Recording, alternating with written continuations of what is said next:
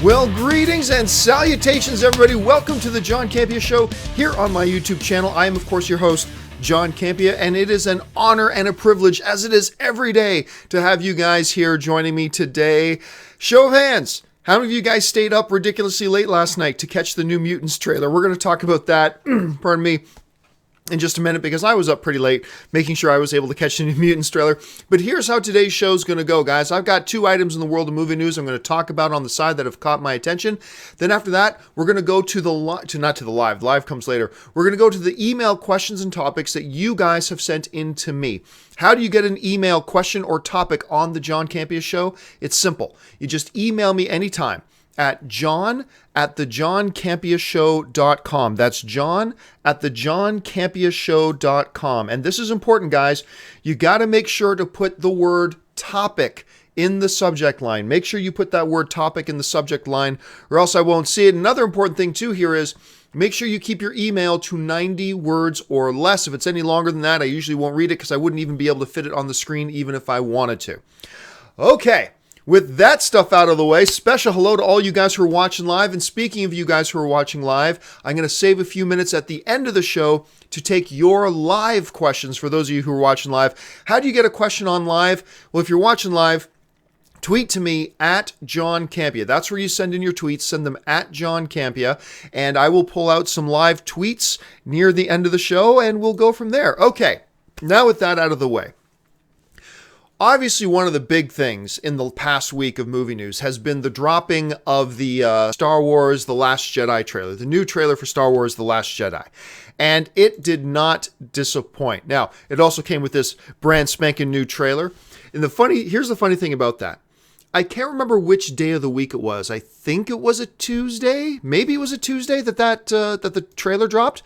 At any rate, it was the same night as a Thor Ragnarok screening. This is how important this Star Wars trailer is right here.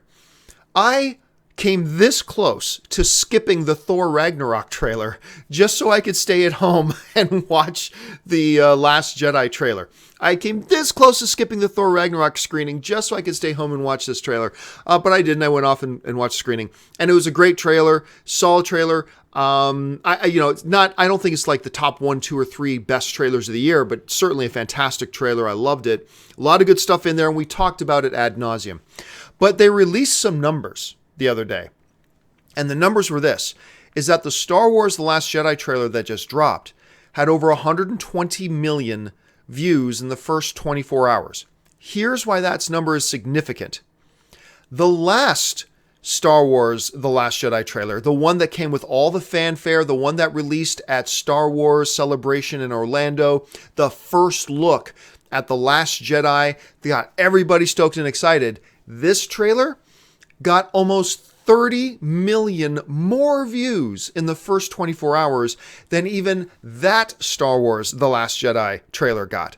Think about that. There are movies that would kill to have 30 million views of their trailer when they're dropped.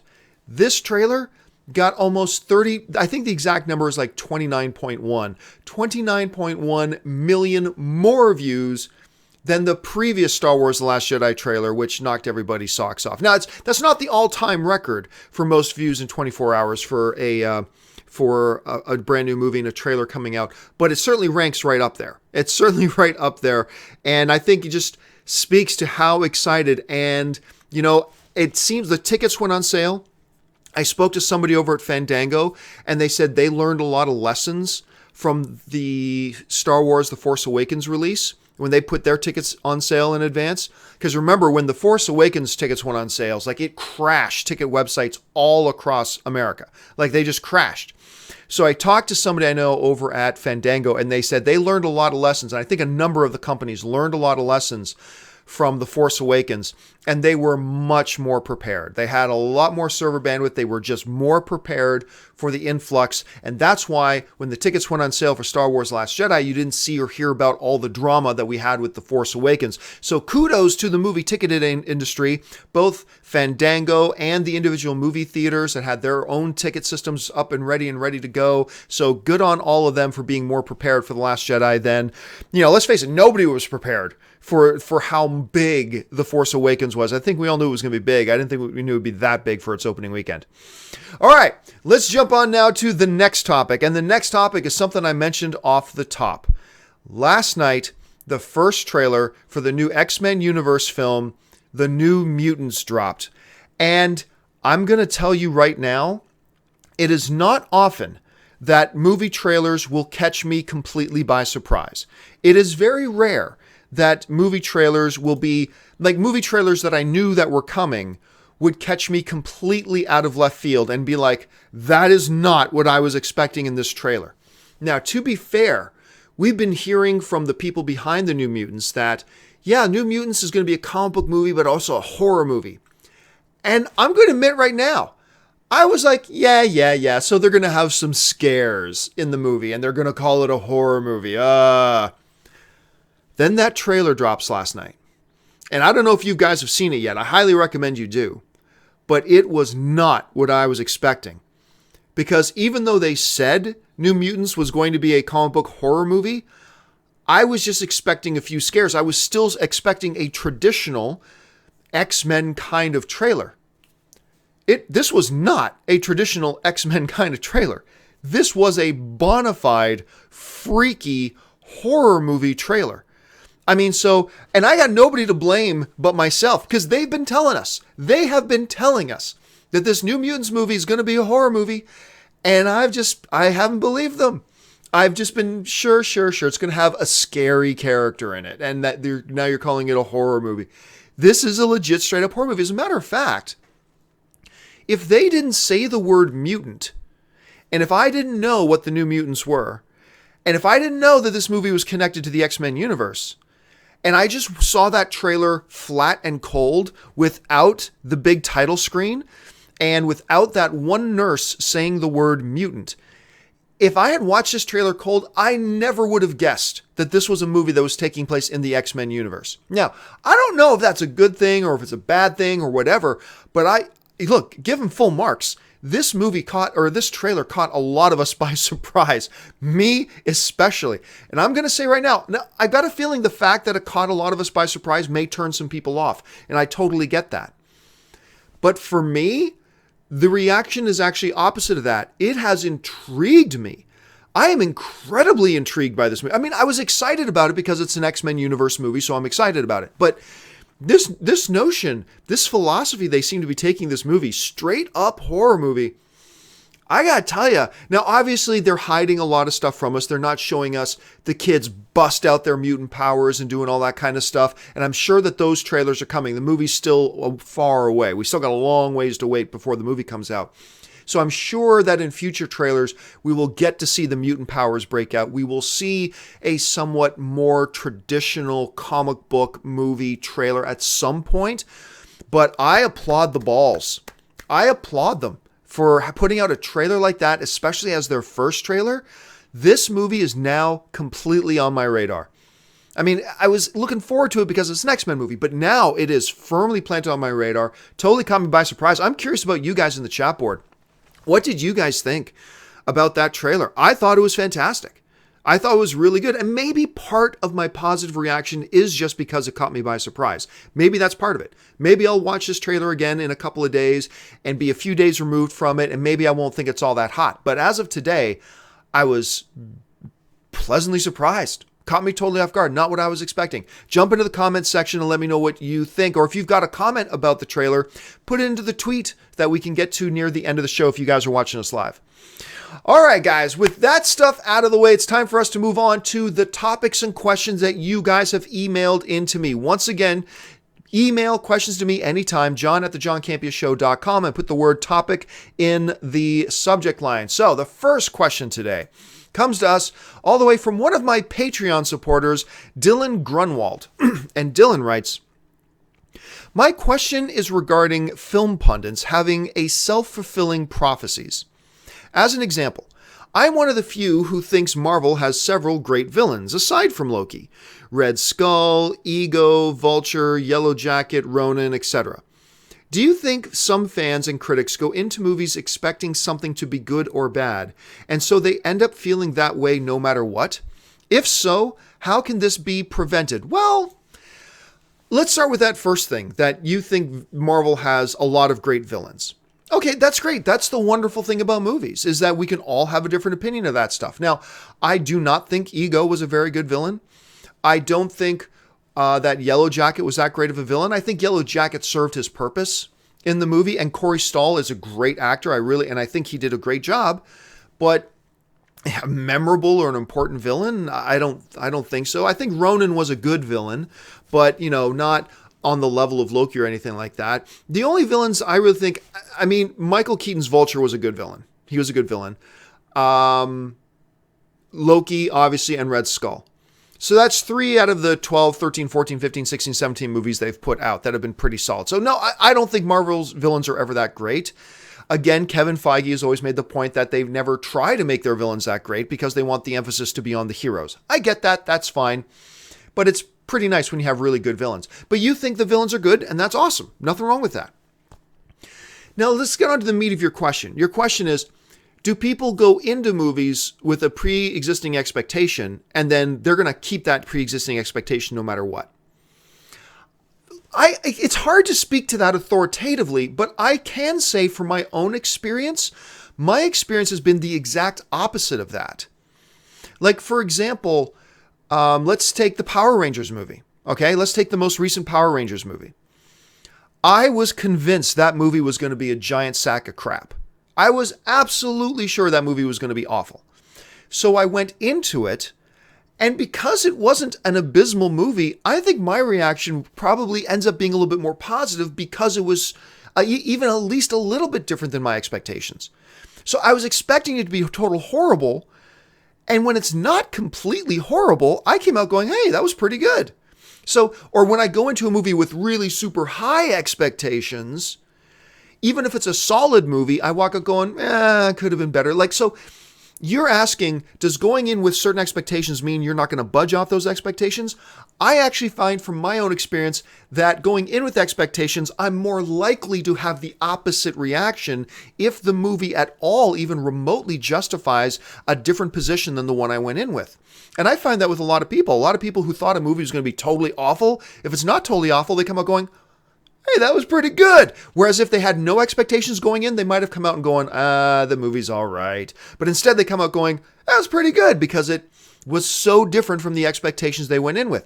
Now, I'm sure that you're right. I'm sure there are some people out there that have the opposite reactions to me. I'm sure there are some people that go into a movie with an expectation, and no matter what that movie does, they're not going to change their mind about that expectation.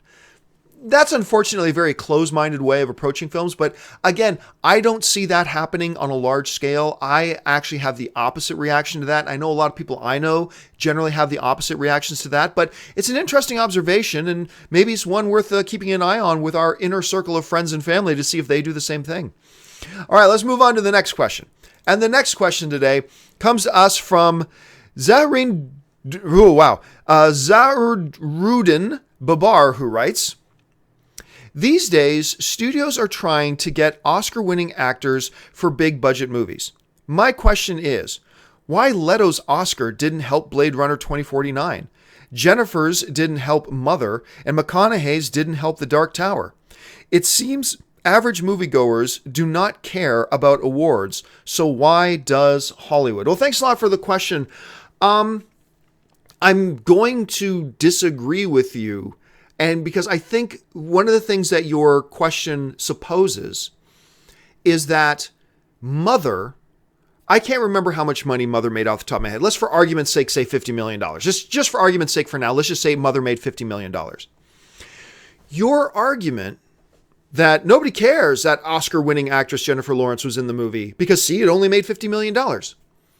Your argument presupposes that if Jennifer Lawrence wasn't in Mother, it still would have made $50 million. And I would assert that that is a faulty assumption.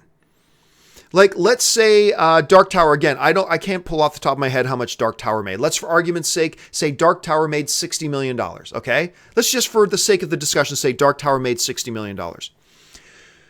Your assertion that, well, clearly having an Academy Award-winning actor in there didn't help it at all. That assumption starts with a presupposed idea that if Matthew McConaughey was not in the movie, it still would have made $60 million. And I would assert that that is a faulty assumption. Let's go back to, here's a great example. Let's look at, it's slightly different, but the principle is the same here. Remember Snakes on a Plane with Samuel L. Jackson? That was the real first movie I remember where the studio, which was Lakeshore Entertainment, was the studio behind Snakes on a Plane. The studio decided to put the majority of their focus and emphasis on digital marketing. Remember, this is like back in 2006. On digital and internet marketing and some alternative, like quirky ways of marketing it. They still had billboards, they still had a few trailers and stuff like that, but really there was a movie that put a heavy emphasis on internet advertising. All right. Now that movie ended up making, I think, grand total like $60 million, like worldwide, made like $13 million on its opening weekend, right? And I remember talking to the head of Lakeshore Entertainment at the time, saying, "Hey man, were you disappointed that the digital marketing thing didn't seem to work out?" And he looked at me and said, "Why do you assume that the digital marketing didn't work?"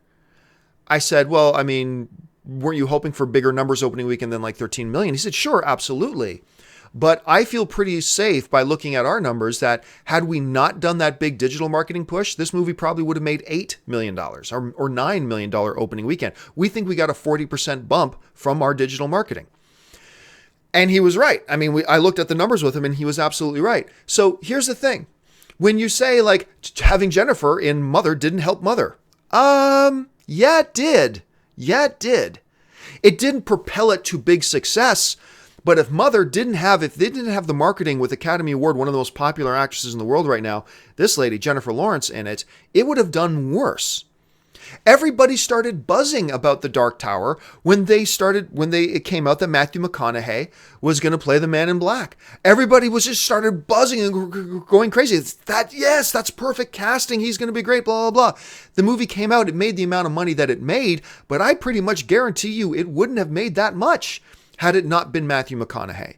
So again, I think your starting assumption is that, oh, those movies still would have made that amount of money even if these movie stars hadn't been in there. That's the wrong way of thinking. It would have made less money. So yes, having Jennifer in Mother helped. Yes, having McConaughey in there helped. Jared Leto is a small supporting character in Blade Runner 2049. So that really doesn't make a difference. They put Jared Leto in there because he's a great actor. And they wanted a great actor to play the role. He wasn't one of the headlines of that movie. So that's not applicable here. But, the other thing is your assumption. The general movie-going audience doesn't care about Academy Awards. Really? Really? I hear people say that all the time. But the facts, not the subjective opinions, the facts fly in the face of that the general movie-going audience doesn't care about the Academy Awards or who won awards or stuff like that. Really? You think so? You think so? Here's the thing. The number one watched television program every year, without fail, is the Super Bowl. More people tune in to watch the Super Bowl than any other program that year. Now, the number one sitcom in the world right now is Big Bang Theory. I don't know why. I actually don't think the show's that funny. But the number one sitcom in the world is Big Bang Theory. That gets 14 million viewers a week. And that's the Big Bang Theory. Do you know how many people watched the Oscars last year? Almost triple that amount.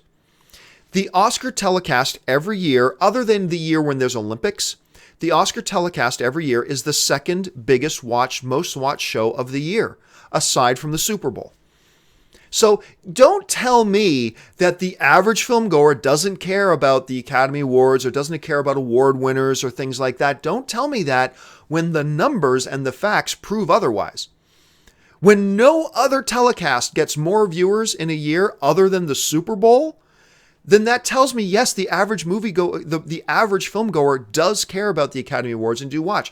When the studios have statistical information that show that, yeah, Mother wouldn't have made as much money had this lady not been in it.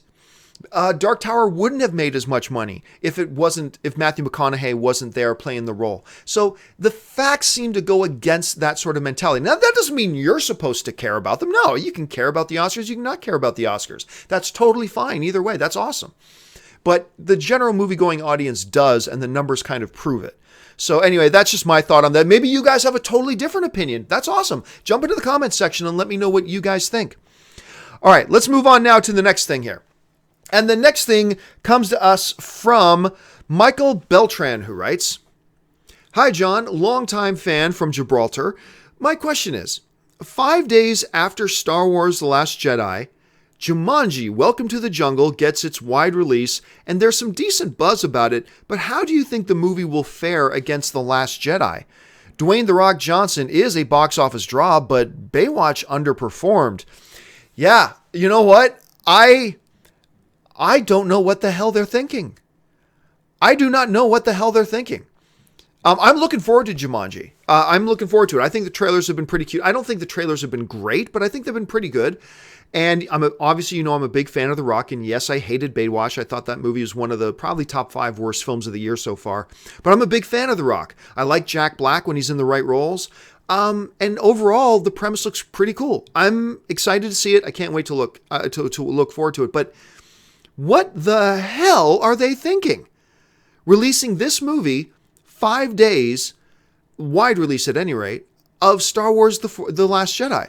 Now, look, back when The Force Awakens came out, there was some counter programming. There was like that Amy Poehler, Tina Fey movie, Sisters, came out right around The Force Awakens.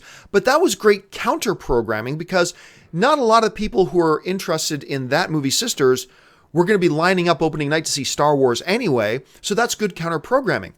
A movie with Jack Black and The Rock and stuff like that, this seems like it's trying to draw on some of the same demographic as Star Wars The Last Jedi will be.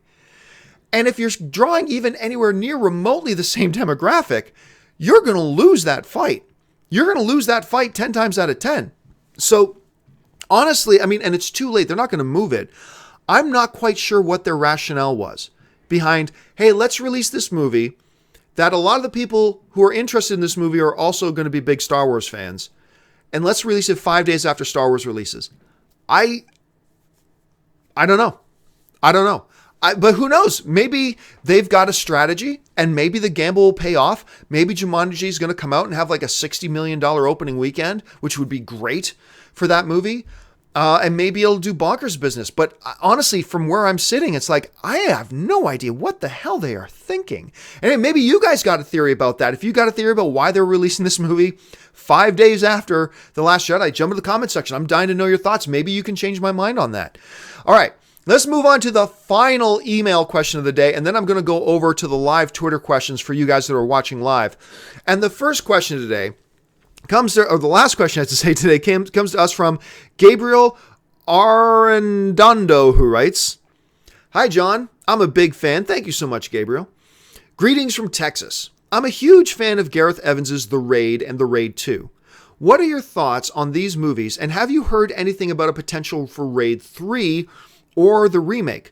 The last thing I heard about the Raid remake was that Joe Carnahan was brought on board to direct and Frank Grillo was set to star in it. Thanks, and bring on the filthy." Well, thanks a lot for the question, man. And yes, back in February, word came out that Joe Carnahan, the guy who directed The Grey, and remember, before Fox lost the rights to Daredevil, they were pitching, and Joe Carnahan was getting ready to direct, and he had pitched this, and they thought they were going to go for it. He pitched an idea for a Daredevil movie that got a lot of people really excited. Fox ultimately didn't move on it fast enough, and the rights lapsed back to Marvel, and now Daredevil is on Netflix. So, interesting story there. I think Joe Carnahan's a great director. I really enjoy his films. He's got a really cool style about him, and I enjoy watching what he does. And Frank Grillo came on board with him, and they, back in February, announced that they are going to be doing a Raid remake.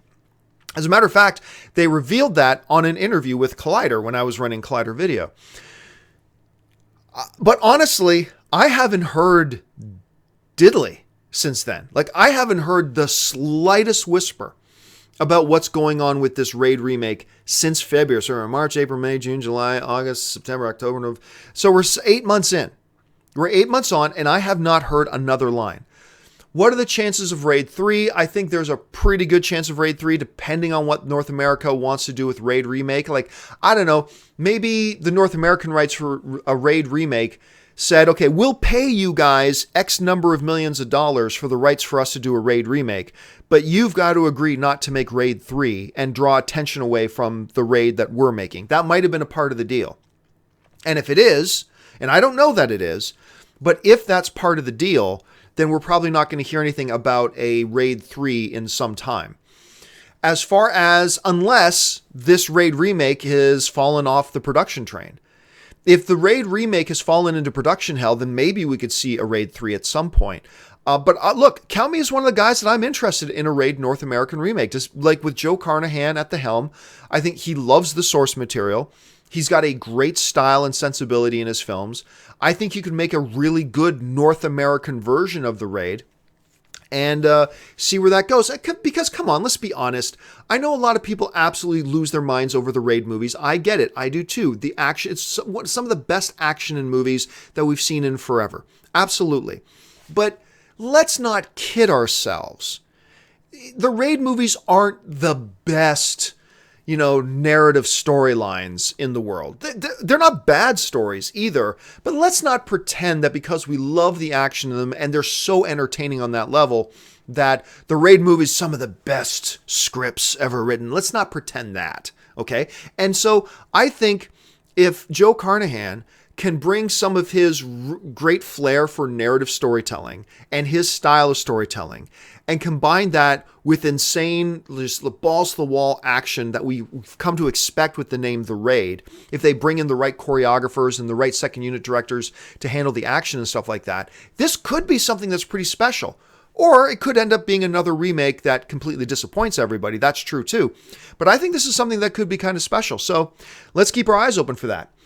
All right, guys, we've come to close to the end of the show, which means I said I would save a few minutes to take your guys' live questions if you're watching live. If you're watching live, tweet into me. First of all, make sure you're following me on Twitter at John Campea, but tweet me at John Campea. Send in your questions there, and let's pull up the first question today. And the first question today comes to us from the Geeks Attic, who writes, "The pull to the light that Kylo Ren feels. What if it's Luke reaching out using the Force to do so?" I don't think so. I mean, it's possible. I think this Star Wars The Last Jedi trailer is loaded with misdirection. I think that trailer is loaded with misdirection. We've talked about it a lot in different ways. So I think there's a lot of misdirection going on with the Star Wars. And maybe this pull to the light that Kylo feels, maybe it is Luke. Luke just feels too despondent to me. It really feels that Luke has given up on the universe. So I don't know that he's reaching out to Kylo. I don't think that's what they're doing, but one never knows. I mean, that could be the angle they're kind of taking and they might be going after. So let's just wait and see. Let's see. This next one comes to us from Meg Leia Paul. And Meg Leia Paul writes, "John, any updates on Star Trek 14?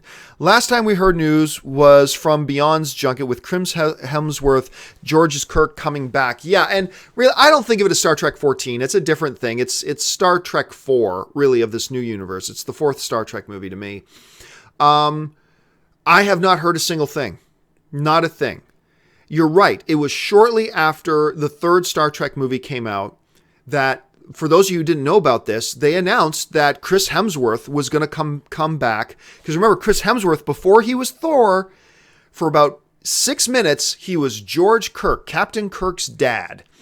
And he was in the opening scene of that first J.J. Abrams Star Trek movie. So they announced that the next Star Trek movie, Chris Hemsworth is coming back as George Kirk. They're going to do some time travel stuff, and we're going to have Captain James T. Kirk with his dad, Captain George Kirk. Did he make Captain? I guess he was acting Captain when he died. So that's what they said. But honestly, I've heard, other than when people were making some comments after the tragic passing of Anton Yelchin, who of course played Chekhov, there was some talk about the next Star Trek movie, yes. But other than that, I really haven't heard anything. I still believe they're going to move ahead and do it. I think they know, because the last movie was their best movie.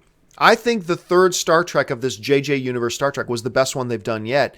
And I know a lot of people really liked it. So I think they'll move ahead and do it. But as of right now, I have not heard anything. All right, let's see. The next one comes to us from El Presidente 420, who writes, "John, am I the only one who noticed the bottom of Rey's lightsaber is different in the promo pics? Will she get to customize the hilt?" Honestly, I don't think the movie's going to worry about little detail like that. So I don't think it's going to be a thing, but maybe I'm wrong. Let's keep our eyes open. Maybe it will. All right, next question comes to us from Kevin Burney, who writes, John, favorite Star Wars music score, prequels, Rogue One, The Force Awakens, Empire Strikes Back, because the Imperial March. The Imperial March is my all-time favorite piece of Star Wars or movie music. No other piece of movie music do I prefer than the Imperial March. No other piece of movie music elicits the type of emotion and memories that the Imperial March does. John Williams' Superman score certainly comes close, but I think the Imperial March, and that, was really rooted in The Empire Strikes Back. And just the overall soundtrack of The Empire Strikes Back is just fantastic. Let's see here. The next one. Remember, I don't have time to screen these, so I'm just pulling these up. This one comes to us from Justice Lee 3583, who writes, John, since you have seen Thor Ragnarok, do you have any updated box office prediction for it? Nope, I'm going to wait to see, because I know what I thought about Thor Ragnarok. I've read tweets from what some of my fellow film pundits think about it, but I'm going to wait until I see all the reviews come out to see how much positive buzz is going to get generated, because that's really going to determine a box office prediction. What is the buzz heading into the film? Right now, my box office prediction is 100 million. Right now, my box office prediction opening weekend is 100 million, but I reserve the right to completely change that once the reviews come out 2 weeks before the movie, get a sense to how the public is responding to the buzz coming from the critics. Once I'm able to do that, then I'll give a guess. But for right now, I'll just throw out a random number, $100 million. But again, I'm not going to hold to that. I reserve the right to change that on October 20th because the reviews come out on the 19th. All right, let's bring in the next one. And the next one comes to us from Pedro Pereira 29, who writes, John, big fan from Portugal, Portuguese. The next 007, Keeping God Work, your thoughts? I don't quite know what it is you're trying to say. Big fan from Portugal, next 007, Keeping God Work, your thoughts? If you're just asking me what my thoughts are on the next 007, I love the 007 movies. Daniel Craig is my favorite James Bond of all time, so I have high expectations. If that's what you're asking me, those are my thoughts. All right, let's move on to the next one. And the next one comes to us from Victor Lin 212, who writes, John, what makes Boyhood so appealing beyond the 12-year filming process? It was a great narrative. It's a great story. It's just really a cool story about, and great character progression. And yes, the novelty of how they filmed it over the span of 12 years or however long it was that they shot the movie, that novelty certainly plays into our overall reaction to the film.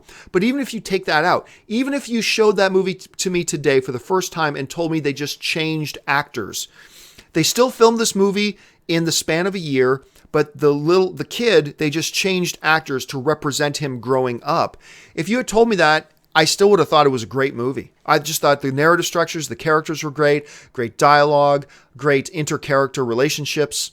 I thought the movie was just a solid movie. And yes, the added novelty of that whole way they shot it over the years adds to that, but I still think on its own, it was a solid movie. Let's see. Next one comes to us from King9 Hassan R, who writes, John Campea, who is the most underrated actor at the moment? I would have to think about that. Some guys that really stand out to me, I don't know why when people talk about the best actors working today, even after 12 Years a Slave, people don't say the name Chiwetel Ejiofor. Chiwetel Ejiofor should be on the forefront in the top 5 discussion. He's great. Another big underrated actor right now, I just saw a movie of his the other day and I talked about and reviewed it here on my channel, is Taylor Kitsch. I think Taylor Kitsch is far better of an actor than he gets credit for. I think Taylor Kitsch is a great actor. He's been in some movies that haven't worked, which is unfortunate, and that kind of stymied his career. But I think Taylor Kitsch is a really solid actor, and that new movie he's in, Only the Brave, about the firefighters, he really shows off his chops. I think Taylor Kitsch is really underrated. But easily the most underrated actor, and I'm forgetting why I'm brain freezing on his name. I love this guy. He was Angel in X-Men. He was just in whatever. I'm having a brain freeze, so I'm going to move on. All you guys are going to jump into the in the chat board and remind me who he is, but that I'm grinding brain freeze right now. All right, the next one, Kevin Burney is writing, "Hey John, what is your favorite biopic?" I'd have to think about that. What is my favorite biopic? Not really sure. Give me some time. I'll think about that. Maybe I'll come back to that a little bit later. All right, I've just got time for just a couple of quick ones here. Let's see. Slim Jimmy writes, "Hey John, can only see one, Infinity War movies or Han Solo. Also, opinion on An Idiot Abroad and TV icon Carl Plunkington. I've never watched An Idiot Abroad, but I used to listen to Carl a lot on the Ricky Gervais podcast, and I just thought he was hilarious. I know I've always thought of him as the JTE of the Ricky Gervais world. Let's see. If I can only watch one, Infinity War or Han Solo, probably Infinity War. It's close because Han Solo is a Star Wars movie, but it's a Han Solo movie, so I'm excited about it because it's a Star Wars movie. But if I'm going to be honest, it would be Infinity War. If it was Star Wars episode anything, easily the Star Wars movie. But for this case right now, I'll probably take Star Wars Infinity War. Let's see. Let's take one more. Let's try this. Bob Linton, 1995, writes, "John, does Death Note make you worry about Wingard with Kong versus Godzilla?"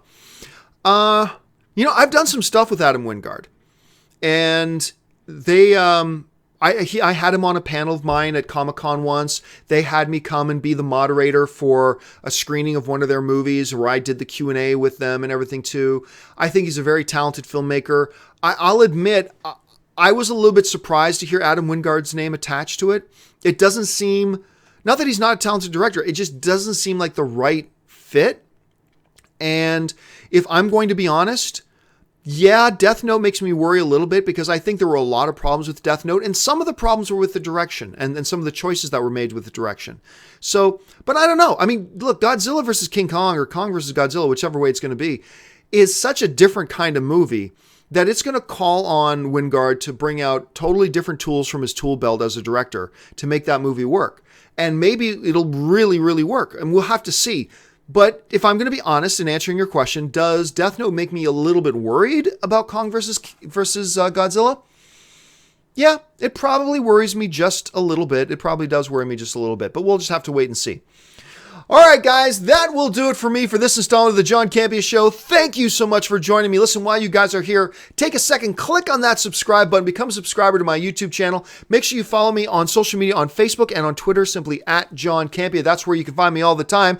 And make sure you subscribe, follow, share the videos around. Do me a favor, click the thumbs up button on the video as well, and jump into the comment section and leave a thought on any or all of the topics that we discussed here today.